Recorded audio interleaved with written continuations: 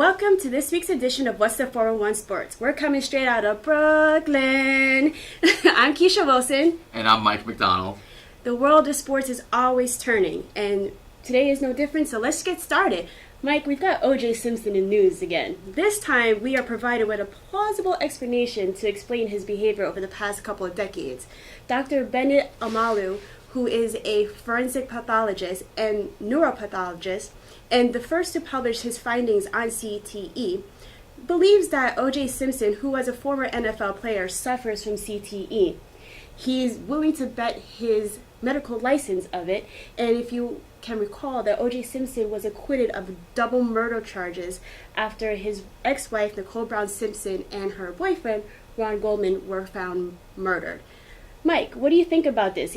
Does this have any legs? Absolutely. I think there's no question about it. I think anyone who's played in the NFL is certainly susceptible to something like CTE. And, I don't know specifically if this obviously this doesn't give an excuse for some of the things that went, and aside from the murder allegations and everything, but, the robbery incident that happened in Las Vegas almost 10 years ago now. There's a lot of things that happened with O.J. Simpson that have happened over the last 20 years or so, where it's just this guy's just been completely out of whack.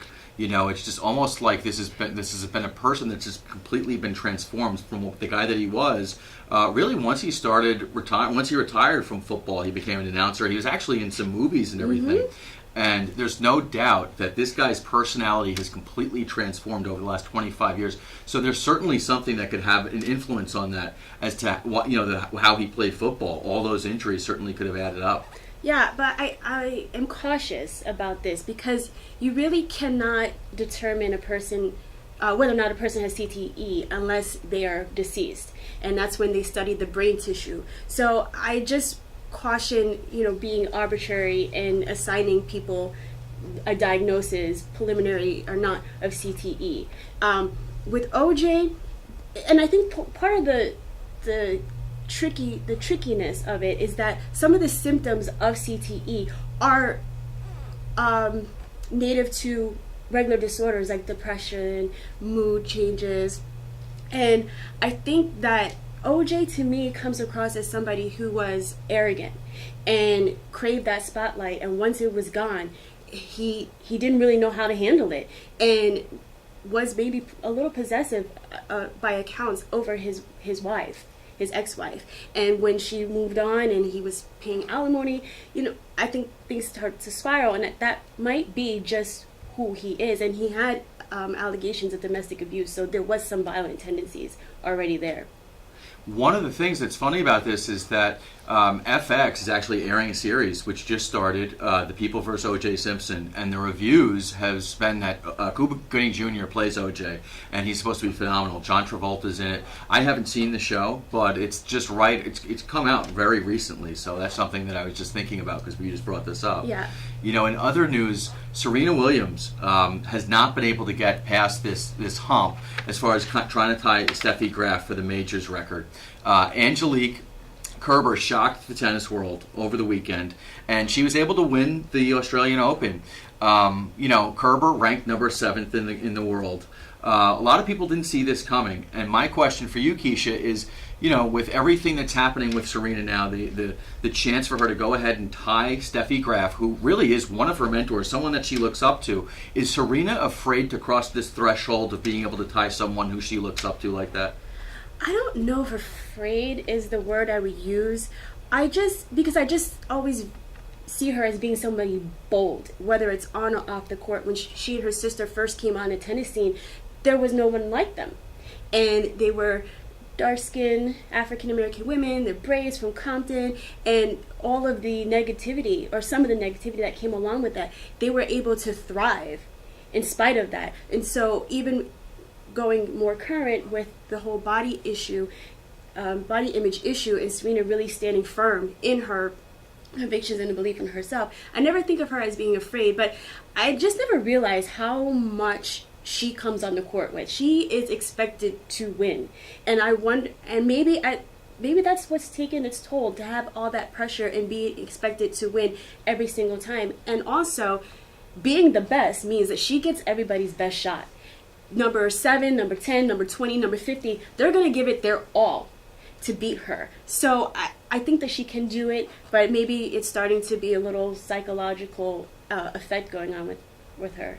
Yeah, I think no question Serena Williams is hands down. Right now, if she were to retire today, hands down, she is the greatest female tennis player of all time.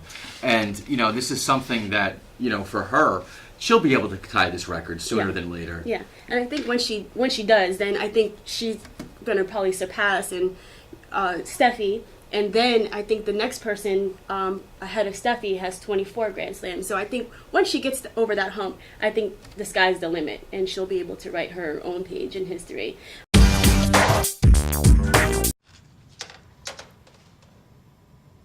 Wow, these are really good. You act surprised.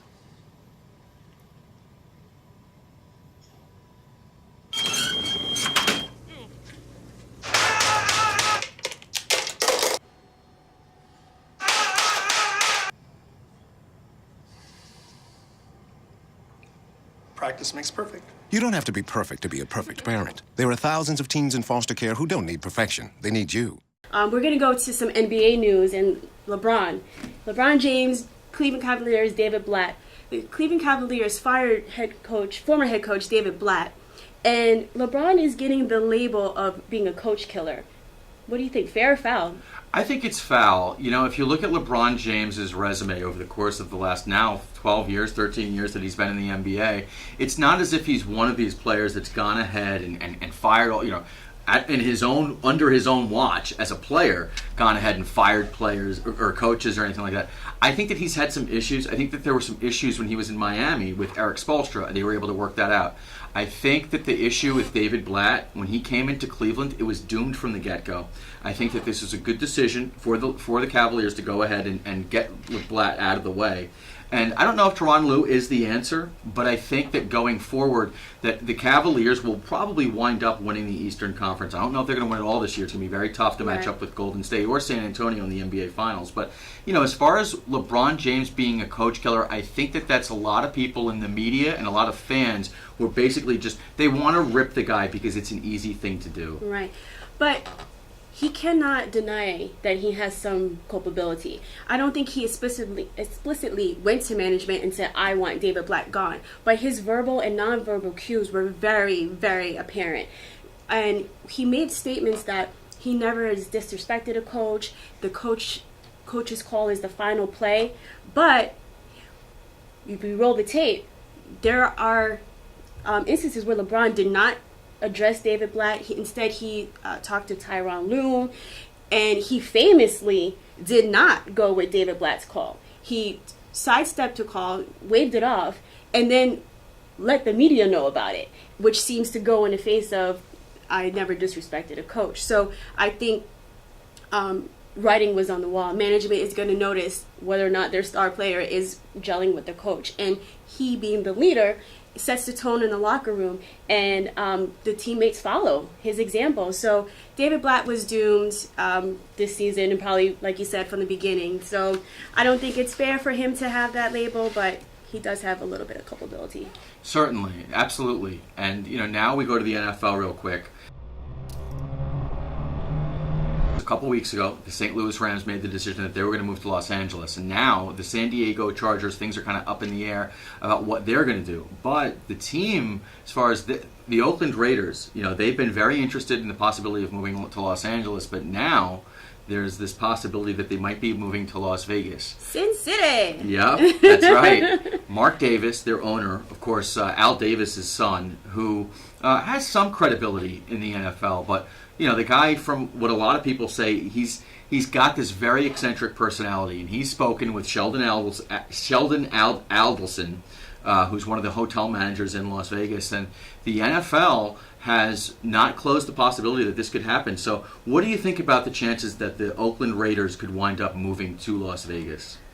I think it's a really good chance. I mean, there's no reason why Las Vegas can have a football team. It's going to be advantageous for Al Davis as an owner to have his stadium there, because it is one of the only deals on the table where he would not have to come out of pocket for money to build the stadium. So win for him.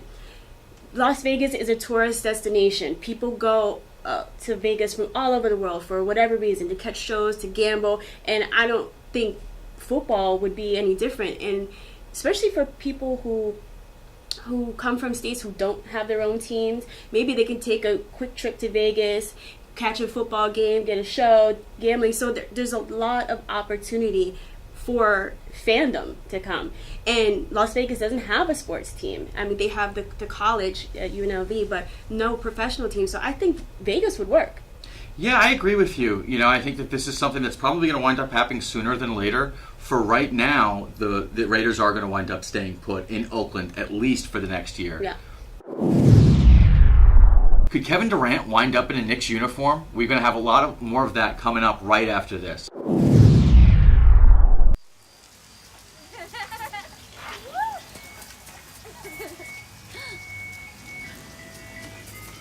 Mom, can we get some ice cream? Please, Mom, please. No, we're having dinner soon. Please.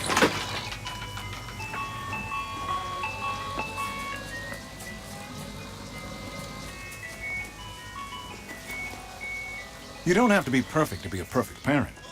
There are thousands of children in foster care who will take you just as you are. Thanks for staying with What's the 411 Sports? Durant to the Knicks? Well, last week, Kevin Durant came into New York and the Oklahoma City Thunder beat the Knicks in overtime. And after the game, you know, Kevin Durant had nothing but positive things to say about rookie sensation Kristaps Porzingas, saying that he referred to him as a unicorn. And now, speculation is that with Durant becoming a free agent in 2016, one of the things that people are hoping here in New York is that there could be a possibility that Kevin Durant would want to team up with Melo and Porzingas and play for the Knicks. What do you think about that? Well, the Knicks are definitely a more attractive offer than last season, no doubt. I don't know if you can have Durant and Porzingas on the court at the same time because they tend to have similar games. Neither one is a truly back to the basket kind of player. They have the ability to drive, but they prefer to be more at the elbow or outside the wings. But if you can get them all to coexist in a nice way, definitely you're going to go up in the standings in the Eastern Conference. I think actually one of the biggest buzzes is that the idea of Durant and Westbrook going to the Lakers. NBA insider Stephen A. Smith reported that there is a good chance that Durant and Westbrook would end up in LA. The idea that maybe Durant will stay at OKC, sign a one-year deal, and then when Westbrook is up for free agency at 2017, along with Kevin Durant, they would go to Los Angeles. And then I heard another little rumor that the Golden State Warriors are frontrunners for Durant. And where he could end up is anybody's guess. He's definitely not saying anything. He's keeping mum on the subject. His primary focus is OKC and taking them to the championship. And you know they're quietly really doing damage in the West. So we'll just see how this goes. Our own little game of where's Kevin Durant going to be. Yeah, absolutely. I mean, we have no idea what's going to happen with this guy. We don't know him, you know. Yeah. And I don't think Kevin Durant knows where he's going to wind up. But I think for Knicks fans, it's just something that's good for them. It gives them something positive to look forward to. There's a good chance they won't make the playoffs this season. So people thinking about what's going to happen, what the possibilities are in their future, especially with this guy Porzingas who's come in and he's just taken his game to a whole new level in his first year. Well, in the NFL, you know, some rough news for the New York Giants over the weekend. Defensive tackle Jay Bromley had an incident at a hotel in Manhattan, and what happened was he had a woman with him, and they were in a hotel room, and apparently she wound up filing a report with the New York Police Department saying that he sexually assaulted her. And on top of that, when he was driving away, she wound up jumping on his car. And this does not look good for the Giants, and specifically doesn't look good for Jay Bromley. Well, over the last couple of days, the reports that have come out is that the woman who is involved as the accuser here, this has not been something that she has a lot of experience doing this. And one of the people in particular is actor Taye Diggs, that she wound up blackmailing Taye Diggs a number of years ago.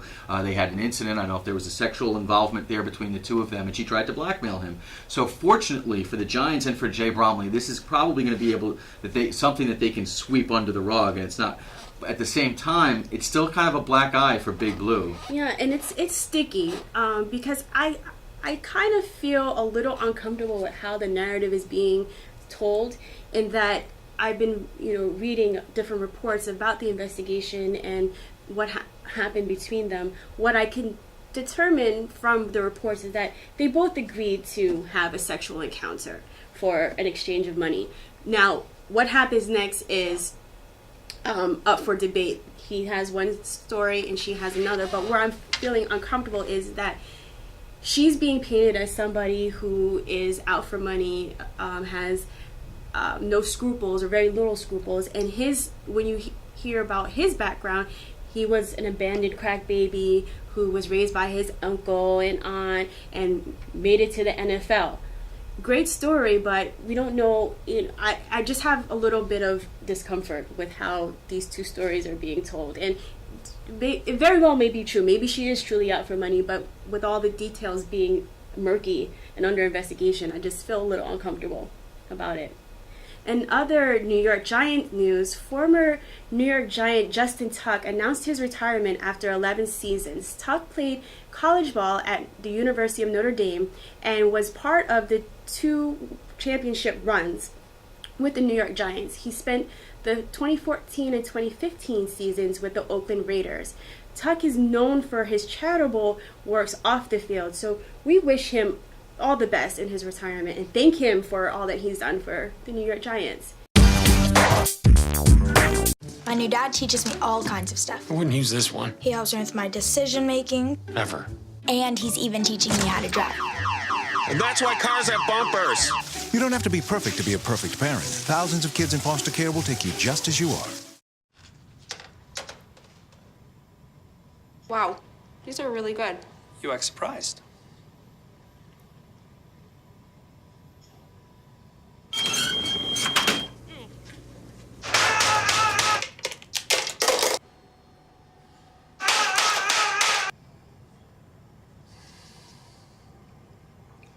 Practice makes perfect. You don't have to be perfect to be a perfect parent. There are thousands of teens in foster care who don't need perfection. They need you.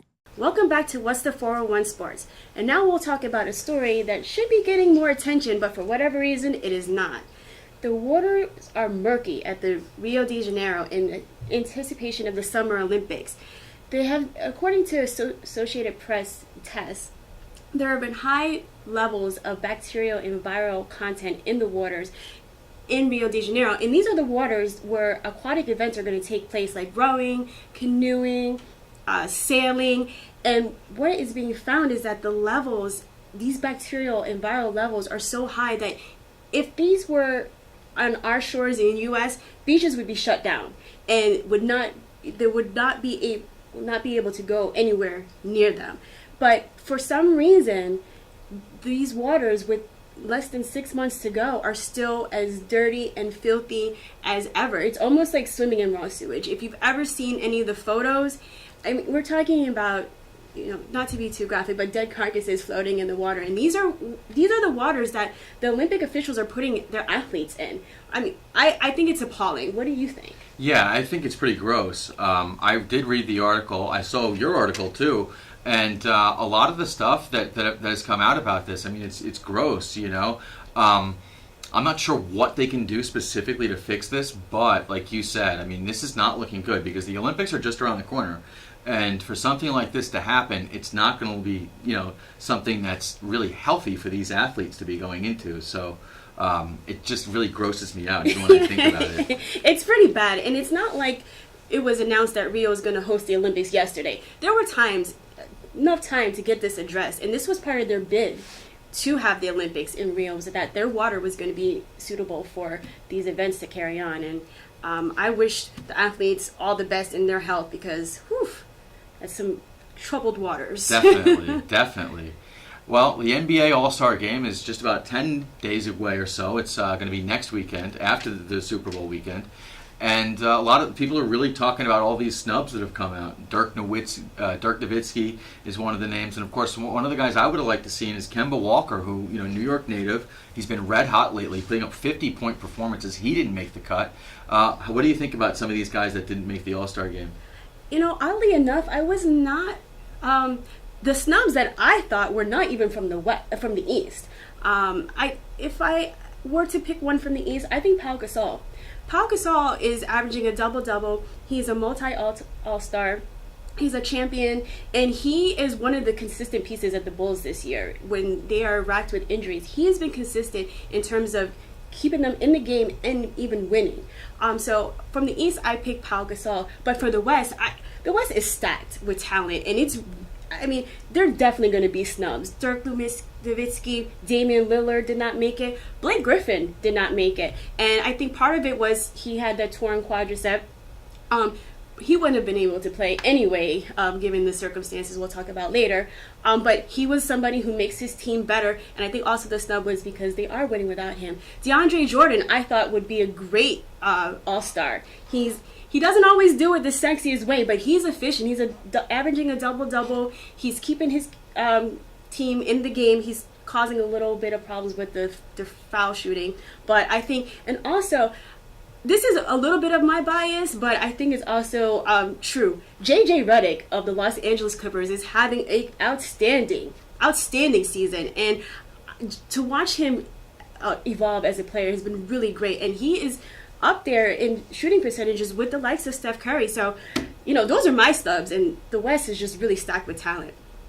Yeah, Lillard, like you said, this is the second year in a row where he hasn't made the All-Star game, and this guy puts up sensational numbers year in, year out. The All-Star game is going to be fun, though, no matter what, and I think what you said with Gasol, this is a guy who's picked up the slack because Joakim Noah is out for the season, hasn't really been healthy throughout the most part of the year, and I feel like with Gasol, with the credibility that he's picked up in a career that's lasted over 10 years now, he's been a champion with the Lakers, it's almost like he should have a certified right to be in the All-Star game. I was very surprised he didn't make the cut as well, but the problem is when we talk about these snubs, then a lot of these guys who have had great seasons, then you got to take them out of the mix. Exactly. So stay tuned to watch the All-Star game to see who made it, how they perform, and stay tuned and stay with us because when we come back, we will talk about who is on the bench. Stay tuned.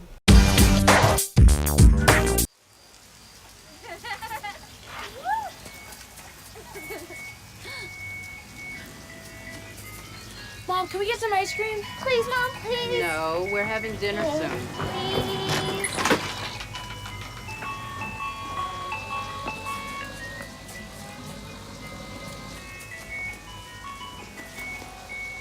You don't have to be perfect to be a perfect parent.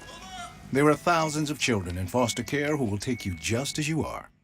Welcome back to What's the 411 Sports. Unfortunately, every week people are behaving badly and we need to either put them on the bench or in the doghouse. So this week, I am putting Los Angeles Clippers forward Blake Griffin on the bench for breaking his hand during an altercation with the assistant equipment manager for the team, Matthias Testi.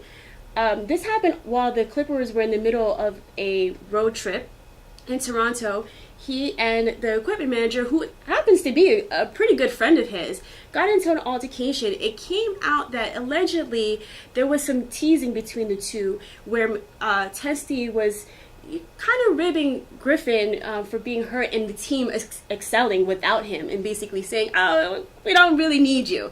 Blake, obviously frustrated that he hadn't gotten to play because he's nursing the torn quadricep, took offense to it, allegedly punched him once. Testi left the restaurant and he proceeded to follow him and punch him again.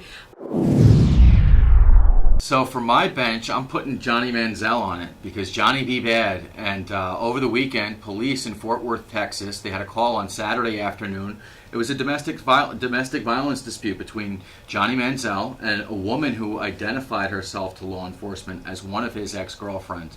And of course, this has just become another incident in the circus act that surrounded Johnny Manziel really throughout this 1-year career that he's had in the NFL, 2-year career that he's had in the NFL now. And just controversy continuing to surround this guy. The reports this week are that the Cleveland Browns, once March comes around, they're going to cut him. They're sick of it. They don't want him. They want to move on. They don't want him. And, Hugh Jackson, the former offensive coordinator from Cincinnati, who's got the job in Cleveland, and he's brought a lot of credibility here. He does not want Manziel in the mix, and I'm putting Johnny Manziel on my bench. Johnny is going to be out of the league. If he keeps going the way that he is, he's going to be out of a job. No team is going to want to take on someone like him who he's obviously going through some challenges. And to me, it reads of somebody who's always gotten everything that he's wanted, whether it be through affluence or talent. He comes from a very wealthy family, so he didn't need for anything. And then he's also talented. So I think things came easily for him, and he expected to have an easier time transitioning to the NFL than he actually has. He probably was able to get by on just the talent alone up to now, and now he can't do that anymore, and I don't think he knows how to handle that.